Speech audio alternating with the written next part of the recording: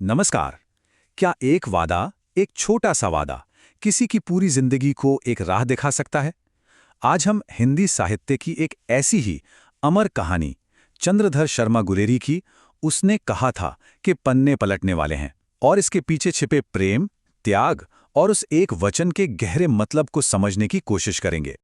अच्छा, इस कहानी की सबसे खास बात पता है क्या है? ये अपनी शुरुआत से शुरू ही नहीं होती।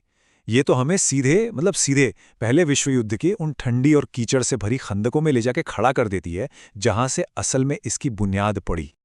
ये जो लाइन है ना, राम राम, ये भी कोई लड़ाई है। ये सिर्फ एक शिकायत नहीं है। ये 77वीं सिख राइफल्स के उन सैनिकों का दर्द है, उनकी पीड़ा है। सोचकर देखिए, अपने घर से हजारों मील दूर एक ऐसी लड़ाई लड़ रहे थे जो उनकी थी भी नहीं। तो ये जो माहौल है, ये उनकी निराशा और तकलीफ को बिल्कुल साफ साफ दिखाता है।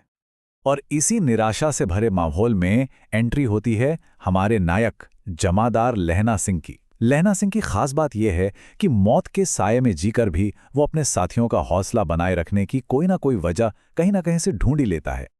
तो जिंदगी कैसी थी इन खंदकों में? लुधियाना से 10 गुना ज्यादा ठंड, सोचिए।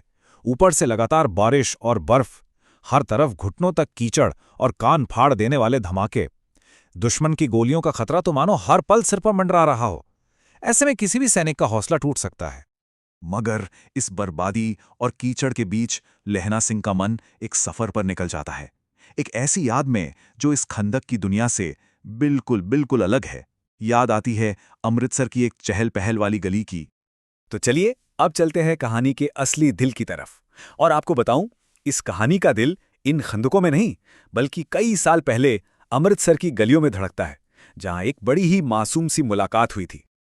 तो यहां पर एक 12 साल का लहना सिंह है, जो अपने परिवार के लिए दही लेने आया है, और तभी उसकी नज़र एक 8 साल की लड़की पर पड़ती है। बस एक छोटी सी आम सी मुलाकात, लेकिन शायद उन्हें भी नहीं पता था कि ये मुलाकात अनजाने में ही लहना सिंह की पूरी जिंदगी बदलने वाली है। इसके बाद तो बस जब भी वो दोनों टकराते, लहना सिंह उसे छेड़ने के लिए एक ही सवाल पूछता, बड़े चुलबुले अंदाज में, तेरी कुड़माई हो गई? मतलब, क्या तेरी सगाई हो गई? और पूरे 1 महीने तक उस लड़की का जवाब भी हमेशा एक ही रहा। वो शर्माकर कहती, थत, और वहां से भाग जाती। बस ये उनकी मुलाकात का एक छोटा सा प्यारा सा खेल बन गया था। लेकिन फिर एक दिन सब कुछ बदल गया। लड़की ने अपनी रेशम से कढ़ी हुई नई सालू, मतलब शॉल की तरफ इशारा करते हुए कहा, हाँ, हो गई। लहना सिंह के लिए वो सिर्फ एक जवाब नहीं था, वो तो जैसे उसके दिल टूटने की आवाज थी। 25 साल, सोचिए, 25 साल एक बहुत लंबा वक्त होता है। तो चलिए अब देखते हैं कि कैसे वक्त ने एक बार फिर उस अतीत को, उस भूली बिसरी याद को लहना सिंह के सामने लाके खड़ा कर दिया। तो इन 25 सालों में लहना सिंह अब फौज में एक इज्जतदार जमादार बन चुका है। जिंदगी की भाग दौड़ और जिम्मेदारियों के नीचे अमृतसर की वो याद कहीं बहुत गहरी, बहुत नीचे दब चुकी थी। लेकिन फिर जंग पर जाने से ठीक पहले उसे अपने सूबेदार के घर से एक बड़ा अजीब सा बुलावा आता है। सूबेदारनी, यानी सूबेदार की पत्नी, उससे अकेले में मिलना चाहती थी। ये बड़ी हैरान करने वाली बात थी, क्योंकि उस जमाने में ऐसा होना रिवाज के बिल्कुल खिलाफ था। और जैसे ही वो लहना सिंह को देखती है, वो वही शब्द दोहराती है जो सालों पहले कहे गए थे, मुझे पहचाना? तेरी कुड़माई हो गई? धत। जी हां, वो अमृतसर वाली वही लड़की थी। और इस एक पहचान के साथ वो उससे एक ऐसी विनती करती है जो लहना सिंह की जिंदगी का मकसद बनने वाली थी। वो उसे याद दिलाती है कि कैसे बचपन में लहना ने उसे एक बेकाबू तांगे से बचाया था, और वो कहती है, जिस तरह तुमने तब मुझे बचाया था, उसी तरह अब मेरे पति और मेरे इकलौते बेटे, इन दोनों को बचाना। वो एक तरह से अपने पति और बेटी की जान की भिक्षा मांग रही थी, और ये एक ऐसा वचन था जिसे लहना सिंह कभी तोड़ नहीं सकता था। तो चलिए अब वापस लौटते हैं उन्हीं कीचड़ भरी खंदकों में। पर अब माहौल बदल चुका है, कम से कम लहना सिंह के लिए, क्योंकि अब उसके दिल में सूबेदारनी का दिया हुआ वो वचन उसके हर फैसले की, उसकी हर सांस की वजह बन चुका था। और ठीक तभी कहानी में एक नया मोड़ आता है।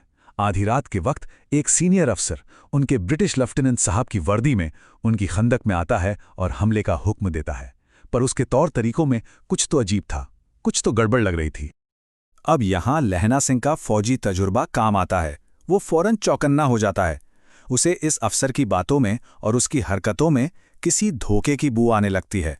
उसे शक हो जाता है कि ये साहब असली हैं भी या नहीं। और लहना सिंह बड़ी चालाकी से उस अफसर को बातों में उलझाता है। सिगरेट का ऑफर, जबकि सिखों के लिए तंबाकू मना है। बिना अंग्रेजी मिलाए एकदम किताबी उर्दू और नील गाय के शिकार की एक मनगढ़ंत कहानी। ये छोटे छोटे सुराग ही काफी थे। लहना सिंह का शक अब यकीन में बदल चुका था कि ये एक जर्मन जासूस है।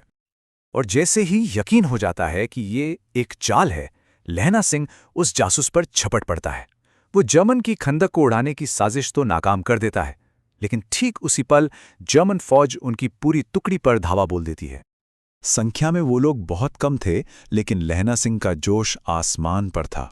वो नारा लगाता है, 8 नहीं 10 लाख, एक एक अकालिया सिख 1.25 लाख के बराबर होता है। और ये सुनकर साथियों में भी हिम्मत आ जाती है। पर इसी भयानक लड़ाई के बीच एक जानलेवा गोली उसकी पसली में आ धंसती है।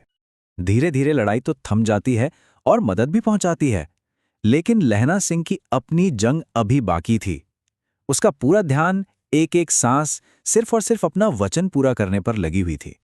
अपने गहरे जख्मों की परवाह किए बिना, बल्कि उन्हें छुपाते हुए, वो जिद करता है कि घायल सूबेदार और बीमार बोधा सिंह को ही एम्बुलेंस में भेजा जाए। वो उन्हें गाड़ी में बिठाता है और खुद पीछे रह जाता है। और जाते हुए सूबेदार से वो बस इतना ही कहता है, जब घर जाओ तो कह देना कि मुझसे जो उसने कहा था वो मैंने कर दिया। ये सिर्फ शब्द नहीं थे, ये उसकी जिंदगी के सबसे जरूरी वादे को पूरा करने का ऐलान था। और फिर अपने साथी वजीरा सिंह की गोद में लेटे हुए लहना का मन इस जंग के मैदान से बहुत बहुत दूर चला जाता है। उसे याद आता है अपना बचपन, अपना गांव और वह आम का पेड़ जो उसने बहुत पहले लगाया था। उसकी यादें अब उसके पास लौट आती हैं। और कहानी का अंत होता है एक अखबार में छपी इस ठंडी बेजान सी खबर से। फ्रांस और बेल्जियम मैदान में घावों से मरा, नंबर 77 सिख राइफल्स, जमादार लहना सिंह।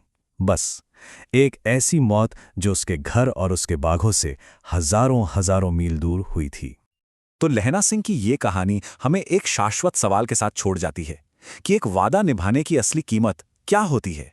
एक अनकहे प्रेम की, एक निभाए हुए वचन की और एक निस्वार्थ बलिदान की आखिर असली कीमत क्या होती है।